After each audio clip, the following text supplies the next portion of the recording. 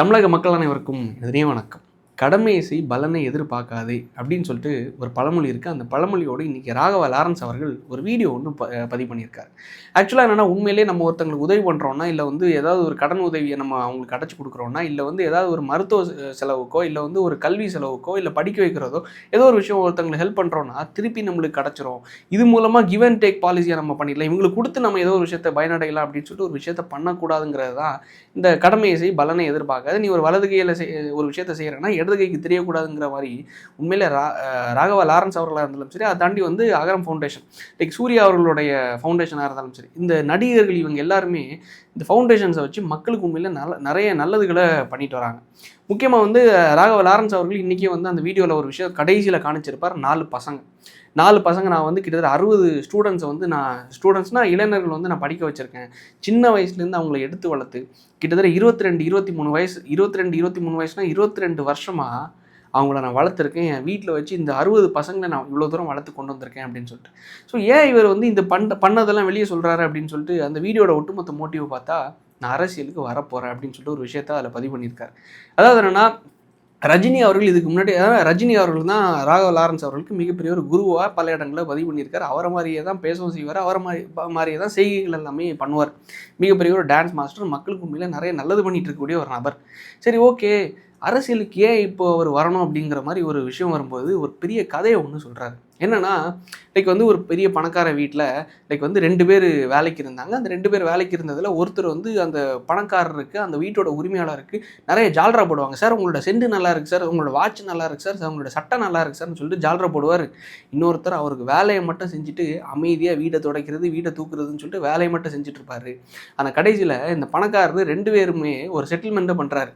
ஒருத்தருக்கு 1 மாதம் சம்பளத்தை மட்டும், அதாவது ஜால்ரா போட்டவருக்கு 1 மாதம் சம்பளத்தை மட்டும் கூட்டி கொடுக்குறாரு. கடமையை செஞ்ச ஒருத்தருக்கு மட்டும் அவருக்கு ஒரு வீடையே புதுசாக வாங்கி பரிசாக கொடுக்குறாரு அப்படின்னு சொல்லிட்டு, நீ என் கூட இருந்துருன்னு சொல்லிட்டு அந்த வேலையை செஞ்ச நபருக்கு, அந்த கடமையை செஞ்ச நபர்கிட்ட சொல்கிறாராம். இந்த கதையை இவர் சொன்னதுக்கப்புறமா இதோட பொருள் என்னென்னா, நம்ம இப்படி செஞ்சால் கடவுள் ஒரு அருள் கொடுப்பாரு அப்படின்னு சொல்லிட்டு, இந்த கடவுளோட அருள் தான் இவர் சொல்கிற இந்த அரசியல் வாழ்க்கைக்குள்ளே என்ட்ராகிற ஒரு விஷயமாங்கிறது மாதிரி எனக்கு தோணுது. நான் ஏன் சொல்கிறேன்னா, திருச்சி கிழக்கு இப்போ வேக்கண்டாக இருக்குது. இந்த வேக்கண்டை ஒட்டுமொத்தமாக நிரப்புறதுக்காக பல போட்டிகள் இருக்குது. ஃபஸ்ட் என்ன சொல்லிட்டு இருந்தாங்க, ஒருவேளை த்ரிஷா திருச்சி கிழக்கில் போட்டியிட போகிறாங்க. காரணம் என்னென்னா, எம்ஜிஆர் அவர்களுடைய லெகசி மாதிரி ஜெயலலிதா அம்மையார், அதை தாண்டி ஜானகி அம்மையார். ஸோ அதில் ஜெயலலிதா அம்மையார் அவர்கள் தான் எம்ஜிஆர் அவர்களுக்கு ரொம்ப பிடிக்கும். ஸோ ஜெயலலிதா அம்மையார் அவர்களை ஃபஸ்ட்டு ரெட்டைப்புறா சின்னத்தில் ஜெயிக்க வைக்கிறாங்க. பாராளுமன்றத்துக்கு அனுப்புகிறாங்க. ஸோ இது எம்ஜிஆர் அவர்கள் அந்த காயை நகர்த்தினார்.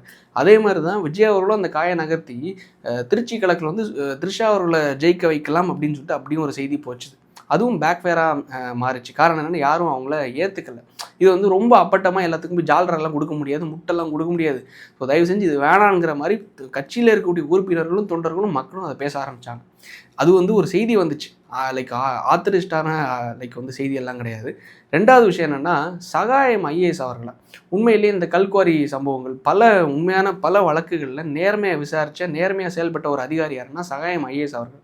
ஸோ சகாயம் ஐஏஎஸ் அவர்கள் விருப்ப ஓய்வு எடுத்தார். 2020 21 நினைக்கிறேன். விருப்ப ஓய்வு வாங்கிக்கிட்டார். விருப்ப ஓய்வு வாங்கினா சகாயம் ஐஏஎஸ் அவர்களுக்கு இந்த திருச்சி கிழக்கு தொகுதியை விஜய் அவர்கள் ரிசைன் பண்ணார்ல, அந்த தொகுதிக்கு திருப்பி போட்டிடுறதுக்கு, டிவிகே சார்பாக போட்டிடுறதுக்கு வழங்கலாம் அப்படின்னு சொல்லிட்டு அவரோட பெயரும் லிஸ்ட்டில் இருக்குது. 3வது தான் இந்நாள் வரைக்கும் அரசியலுக்குள்ளே வராத நபர் லாரன்ஸ் அவர்கள். இன்றைக்கி நான் அரசியலுக்குள்ளே வரலாமா வரக்கூடாதா, நான் இத்தனை பேரை படிக்க வச்சுருக்கேன், இவ்வளோ நல்லது பண்ணியிருக்கேன், ரஜினி அவர்கள் வரும்போது நான் வரலாம் அப்படின்னு சொல்லிட்டு ஒரு ஐடியாவில் இருந்தேன். ஆனால் அவரும் கடைசியில் உடல்நல சரியில்லாதனால அவரும் திருப்பி போயிட்டார். எனக்கு சீமான் அவர்கள் உட்பட பல பேர்கிட்ட முரண் இருந்துச்சு. ஆனால் ஜிகிர்தந்தா படம் டைமில் அவர் எனக்கு கால் பண்ணி வாழ்த்து சொன்னார். ஸோ என்ன முரண் இருந்தாலும் எங்களுக்குள்ளே இப்போ அண்ணன் தம்பியாக நாங்கள் எல்லோரும் ஒன்றா தான் இருக்கோம். ஸோ இன்றைக்கி நான் இவ்வளோ மக்களுக்கு நல்லது பண்ணியிருக்கேன், ஸோ வரலாமா வரக்கூடாதா அப்படின்னு சொல்லிட்டு நீங்கள் கமெண்ட்ஸில் பதிவு பண்ணுங்கன்னு சொல்லிட்டு ட்விட்டர், இன்ஸ்டாகிராம் அப்படின்னு சொல்லிட்டு அவரோட சோஷியல் மீடியா பிளாட்ஃபார்மில் ஒரு 18 நிமிஷம் வீடியோ ஒன்று போட்டிருக்காரு. உண்மையிலே என்னோட பர்சனல் ஒரு தாட் என்னென்னா, வரலாமா வரக்கூடாதான்னு கேட்டால் சகாயம் ஐஏஎஸ் அவர்களுங்கிறது உண்மையிலே ஒரு நல்ல சாய்ஸ் திருச்சி கிழக்குங்கிறது. ஸோ இவரே வரும்போது திருச்சி கிழக்கில் நான் போட்டியிடுறதுக்கு ஆசைப்படுறேன், போட்டியிடலான் இருக்கேன். அண்ணன் விஜய் அவர்கள் வந்துட்டார். எங்கள் அம்மாவுக்கு அரசியல்னாலே எதுவுமே பிடிக்காது. பிடிக்காத சுச்சுவேஷன்லையும் ஏன் பிடிக்காதுன்னா இதில் ஜாதி கலந்துருக்குப்பா, மதம் கலந்துருக்கு, பணம் கொடுத்து தான் ஓட்டை வாங்கணும், ஸோ எதுவுமே நமக்கு வேணாம், மக்களுக்கு நல்லது பண்ணு, உங்ககிட்ட பணம் இருக்கா, வெளியே இருந்து வாங்குறத தாண்டி உன் சொந்த காசில் இந்த பிள்ளைங்களுக்கு எதாவது செய்கிறதுக்கு உங்ககிட்ட பணம் இருக்கா, பிள்ளைங்களை படிக்கவே அவ்வளோ போதும், இப்போ அரசியல்லாம் வேணாப்பான்னு சொல்லிட்டு அம்மா சொன்னனால அம்மாவோட பேச்சை நான் தட்ட மாட்டேங்கிறதுக்காக இவர் வந்து அரசியலுக்குள்ளே வராமல் இருந்தேன். ஆனால் இப்போது விஜய் அவர்கள் வந்ததுக்கப்புறமா அது எல்லாத்தையும் உடச்சு விட்டார். ஜாதி அரசியலா, மத அரசியலா, இந்த ஜாதிகாரனுக்கு தான் நான் ஓட்டு போடுவேன், இந்த மதகாரனுக்கு தான் ஓட்டு போடுவேன், இவன் கிறிஸ்டினாக இருக்கா, இவன் நாடாராக இருக்கா, இவன் தேவராக இருக்கா, இல்லை பிள்ளைமாராக இருக்கா, ஸோ இவங்களுக்கு தான் நான் ஓட்டு போடுவேங்கிற அந்த ஒரு மைண்ட் செட் ஒட்டுமொத்தமாக உடஞ்சிருச்சு. ஸோ ஒரு பர்சனுக்காக மாற்றத்திற்காக மக்கள் ஓட்டு போட்டிருக்காங்க. பணம் இங்கே விளையாடலை, பணம் விளையாண்டுருக்கு. ஆனால் இருந்தாலும் பணத்துக்காக மக்கள் வாக்களிக்கல, பணத்தை வாங்கிட்டு மக்கள் அவங்களுக்கு பிடிச்ச விஷயத்த வாங்கிட்டாங்க. ஸோ அதை தாண்டி எந்த ஒரு ஃப்ரிட்ஜுக்கோ வாஷிங் மிஷினுக்கோ ஆசைப்படாமல் மக்கள் ஓட்டு போட்டிருக்காங்க. ஸோ அதனால் இந்த வாட்டி நான் வரலாமா அப்படின்னு சொல்லிட்டு அம்மாட்ட கேட்கும்போது, சரிப்பா நீ போய்க்கோ, நீ அரசியலுக்குள்ளே போய்க்கோ அப்படின்னு சொல்லிட்டு அம்மா ஒப்புதல் கொடுத்தனால நான் அரசியலுக்குள்ளே வந்துட்டேன் அப்படின்னு. உண்மையிலே அவர் கேட்டது மாதிரி தான் நானும் உங்ககிட்ட விட்றேன். லைக் வந்து ஒரு வெற்றிடம் இருக்குங்கிற ஒரு விஷயம், அதாவது வந்து ஒரு வேக்கண்ட் இருக்குங்கிற ஒரு இடம் வரும்போது பலர் வந்து நான் இங்கே போட்டியிட போகிறேன், பலர் வந்து அவங்களுடைய டிக்கெட்ஸை போட ஆரம்பிக்கிறாங்க. என்னோட பர்சனல் சாய்ஸ் என்னென்னா, மேபி சகாயம் ஐஏஎஸ் அவர்கள் இதுக்கு ரைட் பர்சனாக இருக்கலாம். காரணம் அவரோட ஜேர்னிங்கிறது ஒட்டுமொத்தமாக மக்கள் சேவையில் வந்து நேர்மையாக செயல்பட்ட ஒரு நபர்னால அவருக்கு அங்கே வாய்ப்பு கொடுத்து ஒரு சட்டமன்றத்துக்குள்ளே போனார்னா டிவிகேக்கு ஒரு நல்ல ஒரு பேர் இருக்கும். இங்கே பாருங்கள், சகாயம் ஐஏஎஸ் அவர்களை வந்து நாங்கள் வந்து சட்டமன்ற உறுப்பினராக்கி அமைச்சராக்கி ஒரு நேர்மையான அதிகாரியை இன்றைக்கி வந்து சட்டசபைக்குள்ளே கொண்டு வந்து, காரணம் என்னென்னா இன்றைக்கி வந்து ஜேசிடி பிரபாகர் அவர்கள் சட்டசபையோட ஸ்பீக்கர் சபாநாயகர் அவர்கள் என்ன பண்ணியிருக்காரு, இந்த ஒட்டுமொத்த எம்எல்ஏஸுக்கோ 2 நாள் பயிற்சி கொடுக்குறோன்னு சொல்லிட்டு 18-19 நினைக்கிறேன் 2 நாட்கள் வந்து அவங்களுக்கு எல்லாரும் பயிற்சி கொடுக்குறாங்க. எப்படி சட்டசபையில் பேசணும், எதை பேசக்கூடாதுங்கிற பயிற்சி நாங்கள் கொடுக்க போகிறோம்னு சொல்லிட்டு. ஸோ இதோட மோட்டிவ் உங்களுக்கு தெரிஞ்சிருச்சு. இவங்களுக்கு அனுபவம் இல்லாதனால, எதை பேசணும்னு தெரியாதனால இது பேக் ஃபயர் ஆயிரும் அப்படிங்கிறதுனால நீங்கள் வந்து இது பேசக்கூடாதுப்பா, இதுதான் இப்போ பேசணுங்கிறத பயிற்சியை கொடுக்க போகிறோன்னு சொல்லிட்டு அதே ஒரு பயிற்சி வகுப்பு மாதிரி நடத்த போகிறாங்களாம். ஸோ இப்பேற்பட்ட சிச்சுவேஷனில் இவங்களுக்கு வந்து அனுபவம் இல்லைன்னு சொல்கிறாங்க இல்லை, அந்த இடத்துல சகாயம் ஐஏஎஸ் அவர்கள் வந்தால் உண்மையிலே நல்ல ஒரு சாய்ஸாக இருக்குங்கிறத நான் பார்க்குறேன்.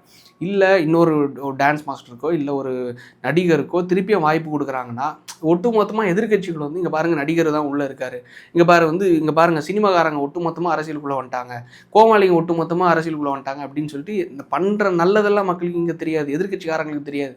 என்னென்ன விஷயங்கள் கெட்டது இருக்கோ அதை தான் எடுத்து பேசுவாங்க. நேற்றுக்கு தாம அன்பரசன் அவர்கள் திமுகவை சார்ந்த முன்னாள் அமைச்சர் அவர்கள் என்ன பேசுகிறாரு தெரியுமா, இவன் என்ன படம் நடிச்சிருக்கான், லைக் போக்கிரின்னு ஒரு படமா, இதெல்லாம் ஒரு படமா, சாரி ஏவா வேலு அவர்கள் திருவண்ணாமலையை சார்ந்தவர், லைக் இதுக்கு முன்னாடி நெடுஞ்ச பிடபிள்யூ துறையோட அமைச்சராக இருந்தார், திமுகவை சார்ந்த அமைச்சர். இவர் என்ன பதிவு பண்ணியிருந்தார், என்ன படம் நடிச்சிருக்கான், இவன் வந்து போக்கிரின்னு ஒரு படம் நடிச்சிருக்கான், இதெல்லாம் ஒரு படமா, இவன் என்ன நல்ல படத்தை கொடுத்துருக்கான். சீமான் அவர்களும் அதான் பேசினார். இதுக்கு முன்னாடி தம்பி வந்து மெர்சல் நல்ல படம், புரட்சிகரமான தலைவா அப்படின்னு சொல்லிட்டு நல்ல படம்லாம் கொடுத்துருக்காரு அப்படின்னு சொல்லிட்டு பேசின நபர்கள்லாம் இன்னைக்கு ஜெயித்தோடனா வைத்தறிச்சலில் என்னென்ன தவறுகளை பார்க்கலாம். ஏன்னா உண்மையிலே நல்ல விஷயங்கள் நிறைய நடந்திருக்கு, தவறான விஷயங்கள் அங்கங்கே சின்ன சின்ன விஷயங்கள் நடந்திருக்கு. அதில் ஒரு உதாரணம் தான் ஆலந்தூர் தொகுதியில் வடக்கு பகுதி செயலாளராக இருக்கக்கூடிய வேம்புலி என்ற நபர், டிவிகே சார்ந்த வேம்புலி என்ற நபர் இன்னைக்கு ஒரு கணவர் இல்லாத பெண் ஒருத்தவங்களோட வீட்டுக்குள்ளே புகுந்து பாலியல் அத்துமீறலில் ஈடுபட்டிருக்காரு. கட்சி நடவடிக்கை எடுத்திருக்காங்க, அதை தாண்டி வந்து தக்க தண்டனையும் வழங்குறதுக்கான லைக் வந்து சிங்கப்பெண் அதிரடிப்படையோட வேலை தானே இது, அவங்களும் கைது பண்ணியிருக்காங்க. உண்மையிலே இது வரவேற்கக்கூடிய விஷயம். ஆனால் இது தப்பு நடந்ததை சொல்லலை, நடவடிக்கை எடுத்ததை சொல்கிறேன் வரவேற்கக்கூடிய விஷயம். இப்பேற்பட்ட விஷயங்கள் சின்ன சின்னதாக அங்கங்கே நடந்தால் கூட பெரும் திட்டங்கள் அது நடக்கக்கூடாமல் பார்த்துக்கிறதுக்கு பெரும் நல்ல திட்டங்களையும் இங்கே அனௌன்ஸ் பண்ணி கொண்டு வந்துட்டுருக்காங்க. ஸோ இந்த சிச்சுவேஷனில் இவங்களுக்கு தேவை என்ன தெரியுமா, நல்ல நிர்வாக திறன் கொண்ட நபர். அந்த கட்சியில் ஒட்டுமொத்தமாக பேசக்கூடியது யார், செங்கோட்டையன். காரணம் எம்ஜிஆர் காலத்து ஆளுன்னு சொல்லிட்டு அனுபவம் இருக்கிற ஒரு காரணத்தினால. ஸோ சகாயம் ஐஏஎஸ் அவர்கள் உண்மையில் நல்ல சாய்ஸாக இருக்குங்கிறது என்னோட பார்வை. அதை தாண்டி லாரன்ஸ் அவர்களுக்கு கொடுத்தாலும் தப்பில்லை, காரணம் நிறைய நல்ல விஷயங்களை செஞ்சிட்ருக்காரு. 60க்கும் மேற்பட்ட பிள்ளைங்களை எடுத்து வளர்த்து ஆளாக்குற விஷயங்கிறது உண்மையில் அதுவும் சாதாரண விஷயம் கிடையாது. நம்ம வீட்டில் 3 பிள்ளைங்க இல்லை 2 பிள்ளைங்களை பெற்றவங்க கூட கஷ்டப்படுறாங்க. இது பெற்று வளர்த்து, இது பொம்பளை பிள்ளையாக இருந்தால் இதுக்கு வந்து நகை நட்டு சேர்க்கணும், இதுக்கு நல்ல காலேஜில் படிக்க வைக்கணும், அதுக்கு தேவையானது என்னென்னமோ வாங்கணும், காஸ்மெட்டிக்ஸ்னு சொல்லிட்டு அந்த பவுட்ரு சீப்பு அதுன்னு சொல்லிட்டு என்னென்னமோ வாங்கணும். இது அதை தாண்டி தங்கத்தோட விலை இன்றைக்கி எங்கேயோ போயிடுச்சு, தங்கம் சேர்க்கணும் என்னென்ன, அதை தாண்டி படிக்கிறது, ஒவ்வொரு காலேஜோட ஃபீஸ் எல்லாம் எங்கேயோ போயிடுச்சு, ஸ்கூல் ஃபீஸ் எங்கேயோ போயிடுச்சு. இதெல்லாம் எவ்வளோ விஷயம் இருக்குதுன்னு சொல்லிட்டு ஒவ்வொரு வீட்டில் இருக்கக்கூடிய பெற்றோர்கள் அதுலேயே தங்களோட மூளையை செலவு செய்கிற இடத்துல இங்கே வந்து 60க்கும் மேற்பட்ட ஸ்டூடெண்ட்ஸை படிக்க வைக்கிறதும் சாதாரண விஷயம் கிடையாது. ஸோ இது 2 பேரில் யாரு கொடுத்தாலும் வரவேற்கக்கூடிய விஷயம்தான். பட் இருந்தாலும் தக்க நல்ல நபர்களுக்கு திருச்சி கிழக்க வழங்கப்படும்னு நான் நம்புகிறேன். மக்கள் உங்களோட கருத்து என்ன? ஸோ லாரன்ஸ் அவர்களுக்கு திருச்சி கிழக்க ஏன்னா அவர் வந்து ஓப்பனாக சொல்லிட்டார், திருச்சி கிழக்கில் நான் போட்டியிடுறதுக்கு விருப்பப்படுறேன் அப்படின்னு சொல்லிட்டு. சகாயம் மகேஷ் அவர்கள் லிஸ்ட்டில் இருக்கார். ஸோ இவருக்கு கொடுக்கலாம் அப்படின்னு, ஏன்னா விருப்ப ஓய்வு எடுத்துட்டார்ல, அவர் வந்து சர்வீஸில் இப்போ இல்லை. ஸோ லிஸ்ட்டில் இருக்கார். ஸோ யாருக்கு கொடுக்கணுங்கிறது மக்கள் உங்களோட கருத்து என்னங்கிறது, என்னோட கருத்தை நான் சொல்லிட்டேன். மக்கள் உங்களோட கருத்துக்கள் என்னங்கிறது கமெண்ட் பாக்ஸில் உங்களோட பொன்னான கருத்துக்களை கொஞ்சம் பதிவு பண்ணுங்கள். ஸோ அடுத்தடுத்து வரக்கூடிய வீடியோவில் சந்திப்போம். நன்றி, வணக்கம்.